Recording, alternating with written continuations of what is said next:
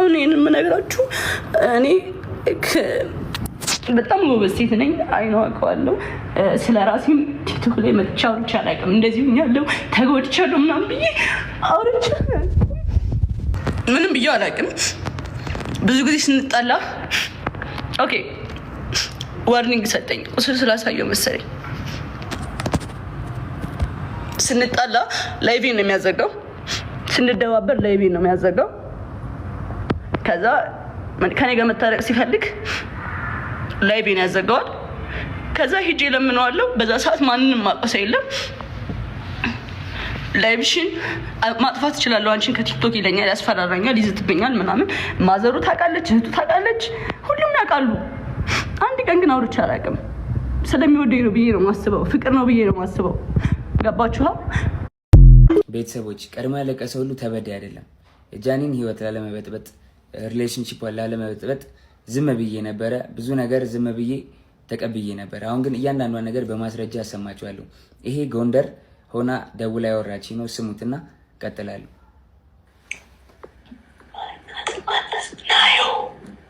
ናዮ አለች እያለች ነው። ራቁቷን ስለሆነች ቪዲዮ ላይ ቪዲዮን አላሳየም። በደምብ ስሙት። ቤቴ ነኝ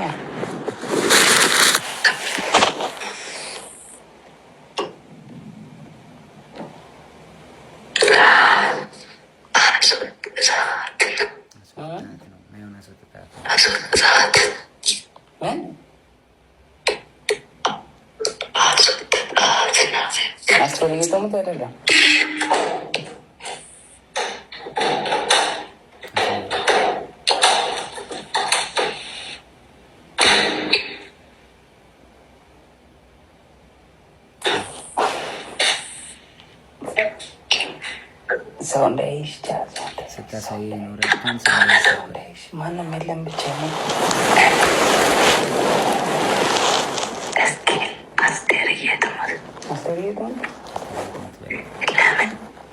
አሁን የገባሁት ሆስፒታል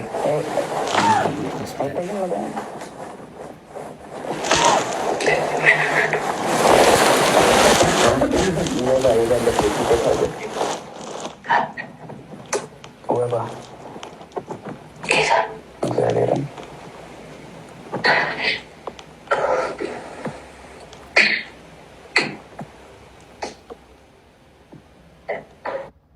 ስለረዘመ ቀጣዩን ፓርት ደግሞ ቀጣይ ቪዲዮ ላይ ያሳያችኋለሁ። ቤተሰቦች እውነቱ እንዲወጣ ስለማይፈልጉ ሪፖርት ስለሚያደርጉት ሁላችሁም ኮፕሊንግ አድርጉት። ጎንደር እንግዲህ ከፍቅረኛዋ ጋር ሆና ያወራች ነው። ይሄ እሱ ሳሎን ሆኖ እሷ ሽንት ቤት ተደብቃ ይመጣል። እሱ መጨረሻ ላይ በደዌራ ቁቴና ሰው እንዳይመጣብሽ ስለለም እንኳን በቃ አልኳት። ቻው አልኳት። ዘጋሁት። ያው ተዘጋ ስልኩ ናይስ። እና እውነታው ይሄ ነው። ከዚህም በኋላ እንግዲህ እዛ ይበጠበጣል። ጎንደር ላይ ቲንክ እየሰማት ነበር እሱ። ተበጠበጠ፣ ተደወለልኝ እኔ ጋር። ከዛ በኋላ ኤልሻዴ ደውላ ጆ ለምን ደወልክ? እየደወለልኝ ነው አለች። ጃኒ አለች። እኔ አልደወልኩም ኤልሹዬ፣ ሁሉም ነገር ደግሞ ስልኬ ላይ ያለ ሪከርድ ማለት አሳይሻለሁ አልኳት። እሺ ይቅርታ አለችኝ ኤልሻዴ። ከዛ ሳስበው እኔ አልደወልኩም ካልኩኝ እሷ ደውላ ከሆነ ትበጠበጣለች። ሪሌሽንሺፑ እንዲበጠበጥ እንዲለያዩ አልፈልግም። እኔ ደግሞ ቢኮዝ የጀመርኩት የራሴ ህይወት አለ፣ ድጋሚ መበጥበጥ አልፈልግም። ልጅ አለኝ፣ አዲስ ህይወት አለኝ። እኔ ህይወቴ መቀጠል እፈልጋለሁ። የሰው ላይፍ መበጥበጥ አልፈልግም። ከዛ ደወለች።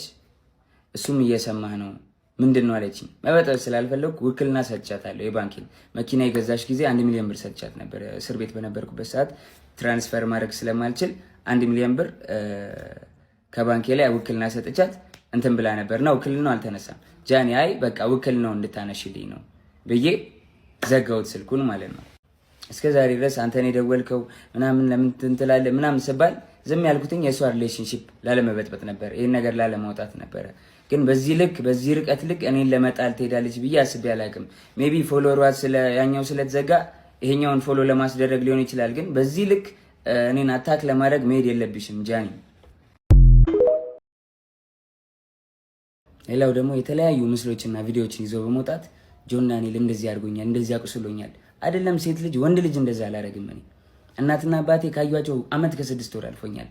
እናትና አባቴን ድጋሚ አያሳየኝ እኔ እንደዛ አላረኳትኝ። 2 ሴት እህቶች አሉኝ። 2 ሴት እህቶቼን ሌላ ወንድ እንደዚህ ቢያረግብኝ ምን እንደማደርገው አውቃለሁ። በእህቶቼን እንዲደርስ የማልፈልገውን በሌላ ሴት ላይ አላረግም። አይደለም ሴት ወንድ አቁስዬ አላውቅም። ሜቢ ድሮ ተደባድቤ ሊሆን ይችላል እንጂ ካለ ወጥቶ ይክሰሰኝ። እንደዚህ ያደረኩት ሰው ካለ ወጥቶ ይክሰሰኝ። መረጃ ካለሽ ለምን አልከሰሽኝም? እንደዚህ አድርጌ ከሆነ ወይ ደግሞ አስፈራርቼ ይዤሽ ከሆነ 1 ዓመት ከ4 ወር በህግ ጥላ ስር ነበርኩኝ አይደለ? በህግ ጥላ ስር እያለሁ ማድረግ ትቺ ነበር ምንም ነገር አይደለ? አልነበረም። ግን እስር ቤት ሆኜ በጣም ትመላለሽ ነበረ። በጣም አመሰግናለሁ። በጣም ከናዮ ስትፈታ ብዙ ነገር ተፈጥሯል። ታውቂያለሽ፣ ብዙ ነገር ሀፕን አድርጓል። በቃ እኔ እዚህ ጋር ልጅ ስላለኝ መቀጠል ስለማንችል ሪሌሽንሺፓችን ቆመ። ስለዚህ ሪሌሽንሺፓችን ስለቆመ እኔ ወይ ወድቄ ማየት የለብሽም ወይ ደግሞ አሁን አዲስ ህይወት ጀምሬያለሁ። በቃ አዲስ መንገድ ላይ ነኝ። አዲስ ሰው ሆኛለሁ። ተይኝ፣ በእግዚአብሔር ስለ እግዚአብሔር ተይኝ ጃኒ። በቃ አዲስ ህይወት አለኝ። የራሴን ህይወት ልኑርበት።